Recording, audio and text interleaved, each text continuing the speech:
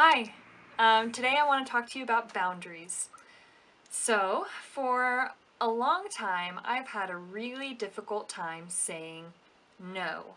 For most of my life, I've had pretty poor boundaries and have been a people pleaser to such an unhealthy extreme that even just the thought of slightly irritating or disappointing someone was unbearable. I was deathly afraid of conflict, and particularly, I think the fear was around being the recipient of someone else's anger. But I can confidently say now that a few years have passed and I've been really working through this, I do have healthy boundaries now. So if you are someone who is experiencing chronic doormat syndrome, then I hope that this video can provide some hope as well as give you some practical steps towards healing and towards learning how to have proper, healthy boundaries. So awareness is the first step. You can't change anything until you recognize that it's there. So for me, I started going to therapy and I started to recognize my patterns. And at first, there was no real change. I was like, yep, I have the insight, I get it, I have all these issues, but it felt overwhelming and it felt like there was no way to possibly change. The first step is to just simply observe the anxiety. So, where you can begin is start to notice anytime that you find yourself bending over backwards for someone, or you notice that you don't really want to do something, but you feel like you have to, or like you can't say no. And then just really feel into that experience and notice whatever emotion is present for you. Um, and so kind of try and figure out, what are you afraid of? Are you scared that if you say no, they'll be angry? Do you feel kind of ashamed or guilty? Like, if I stand up for myself, I might hurt them and that makes me a bad person? Are you scared they won't like you? Or, are you so concerned about the other person's well being and the other person's happiness that you're willing to completely sacrifice yourself in order to, like, make things smooth for them? So, when you begin to become more aware of this, you'll start to notice it popping up all the time. You'll start to see how even just small requests can make you feel incredible amounts of guilt and anxiety. And as you go through this process of becoming more and more aware, it's gonna suck. Okay, you're gonna feel like a hopeless, nervous wreck. But I really invite you to be gentle and be patient with yourself, because beating yourself up over not being instantly changed and instantly healed is only going to make things worse. I know you want to change, you want your suffering to end, you want it to get better, and you can and you will. But it takes time. This does not happen overnight. So be patient, be kind, be gentle, and allow yourself to move through this process slowly.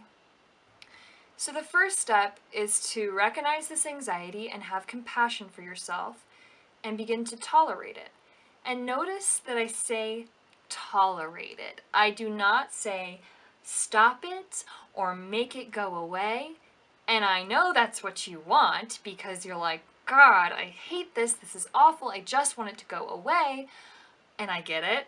But unfortunately, you can't hate it out of existence. You can't forcefully push it away. Um, and it seems counterintuitive, but in order to overcome this, you're actually going to need to learn to accept it, to go closer to it, and to develop a gentle relationship with it. And the more that you're able to allow yourself to feel all of these yucky feelings of anxiety and guilt, the more you'll start to build up a tolerance to them, and then you'll be able to begin to do the very things that are anxiety inducing. And this behavioral change is where the true magic is going to take place. Okay, so you're gonna have to start small, all right? Baby steps. So the way that I first started doing this was by saying no to babysitting when I didn't want to babysit. I would have family members ask me if I could babysit, and sometimes I would want to, but other times I would be super, like, overwhelmed with deadlines and papers and all this stress, but I felt like, oh my God, I have to say yes, they need me to do this, I can't say no. And like I felt like I had to have some sort of concrete excuse or else I had to do it. as though like my wants and needs and taking care of myself wasn't a valid enough excuse. So it was a big deal for me when I first said like, sorry, not this weekend. You know, I have a lot of deadlines coming up and I'm pretty overwhelmed. And that was actually a huge step. For some people, it might have been like, oh, whatever, if I don't want to do something, I don't do it. But for me, it was like, it caused a lot of stress and it brought up all this guilt to say no to something. But I started with something small like that, and then I kept practicing, like, sure, I can babysit now. Oh, no, you know, that date isn't really good for me. And I practiced that, and then slowly but surely I've been working up to bigger and bigger things so that small requests and things like that no longer feel like a big deal. And gradually I've been working my way up. So now I've been working through this for a while, and I've gotten to the point where I can confidently say that I actually do have the ability to say no, and I have good boundaries. Yay! Um, but I'm going to share with you some recent times in which it was really hard for me to have good boundaries. I didn't do the best job of it, and I want to share with you the lessons that I learned from that. So, I got myself into an unhealthy relationship in which I found myself putting in most of the efforts with him not really reciprocating, and he also didn't always treat me very well. I ended up learning a lot from this experience because it showed me how hard it was for me to establish boundaries with this person and also the consequences of not doing that.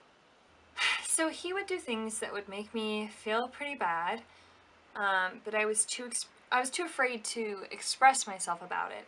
So either I would just keep completely silent and pretend like it was all good, doesn't bother me, or there were a few times that I got up the courage to express myself, and then he would kind of shut me down and just justify his behavior, and I reacted by being like, oh, yeah, you're right, sorry for being ridiculous, you're right. Um, and I did this for months, and I continued to tolerate behavior that actually wasn't okay and really didn't make me feel good. And it was pretty painful to compromise myself in that way. So slowly I started to come to the realization that no, this was not okay, and that I was only allowing it because I still didn't really know how to set boundaries. And I was afraid. I was afraid of him getting angry, and I was afraid of losing him. But ultimately, I got up the strength and I started establishing boundaries with him. I started expressing myself, and these boundaries weren't met. And there was no real intent to like change. And when that became clear, I had to walk away. And that was incredibly hard to do because I really, really liked this person.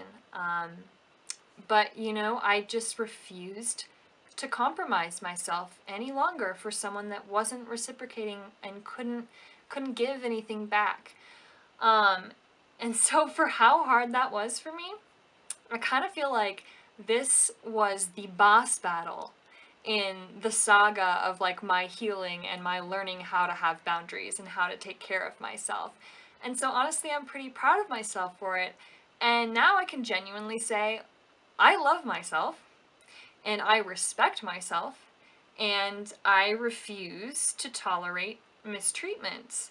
You know, I'm a very forgiving person. That comes quite naturally to me to understand where someone is coming from and to have genuine forgiveness for them in my heart. But you have to separate that out because just because you understand or you can wrap your head around it or you forgive them does not mean it's okay to tolerate it. And you can detach with love and you can say, I'm sorry, that's just not something, or leave the sorry out, I'm not sorry. Um, say, that's not okay with me. And ultimately, I had to walk away. Learn to say no. Learn to walk away. Learn to take care of yourself first. I promise you, you can. I know it's hard, and it's going to take time and it's going to be a process. But step by step, you can get there. And you know, each time that you are able to tolerate that anxiety and all those yucky feelings and choose to take care of yourself anyway, it gets a little bit easier. It doesn't stop being hard. It doesn't just go away. but each time it does get a little bit easier.